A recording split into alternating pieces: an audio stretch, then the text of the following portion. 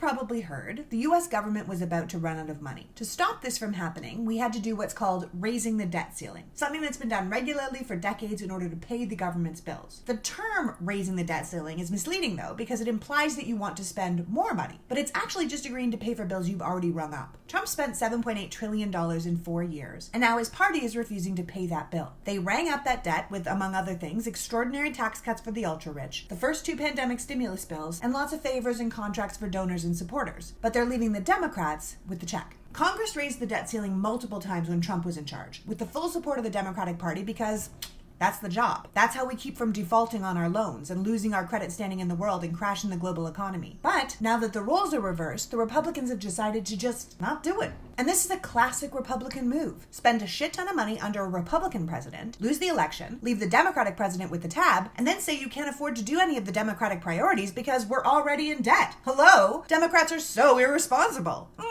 Are we though? To be clear, the last time we had a debt ceiling crisis was in Obama's first term, after George W. had put an entire war on the government credit card, and then the Republicans refused to pay for it. They ended up forcing Obama to make a whole bunch of concessions to his healthcare bill just to have the Republicans agree to pay their own debt. Honestly, the whole debt ceiling thing is ridiculous. Personally, we should just vote to get rid of it altogether and stop allowing people to use it to hold our government hostage. Paying our bills shouldn't be up for debate. It shouldn't be partisan. You don't get to play political games with the faith of America's credit. You know what it's like if you have bad credit. What you can't get, what you can't buy, how people look at you. Now imagine that for America. It is essential to the health of our economy that America pays its bills. Republicans know this, they just don't care. Not a single one of them voted to raise the debt ceiling, so the Democrats had to vote alone to keep the economy from crashing. And we'll be right back in this position on December 3rd because we only kicked the can down the road 3 months, and without the Republicans, we can't move on. So say what you want about the Democrats, but they're still in the business of governing America. The Republicans, on the other hand, have completely abdicated that responsibility. They stand for nothing but their own continued power and will do whatever it takes, including letting hundreds of thousands of Americans die, crashing the American economy, and even destroying democracy itself if it means that they can once again be in power. It is sick, and it is calculated, and it is deeply un-American. And if you are still supporting this party at this point, you really have to ask yourself why.